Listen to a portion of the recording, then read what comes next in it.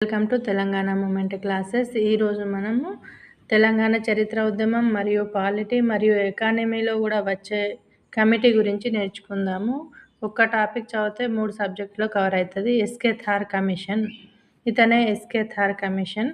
భాషా ప్రాతిపదికన రాష్ట్రాల పునర్విభజన జరగాలన్న వాదన దేశవ్యాప్తంగా వినిపించడంతో ప్రతిస్పందనగా 1948 జూన్లో భాషా ప్రయుక్త రాష్ట్రాల ఏర్పాటు పరిశీలనకై భారత రాజ్యాంగ సభచే ఎస్కే థార్ ఇతని అధ్యక్షతన కమిషన్ ఏర్పాటు చేయబడింది. అప్పుడు బాబు రాజేంద్ర ప్రసాద్ ఉండే. ఈ కమిషన్ సభ్యులు జగత్ నారాయణ్ లాల్ పన్నాలాల్. ఈ కమిషన్ 1948 డిసెంబర్లో తన నివేదికను సమర్పించింది.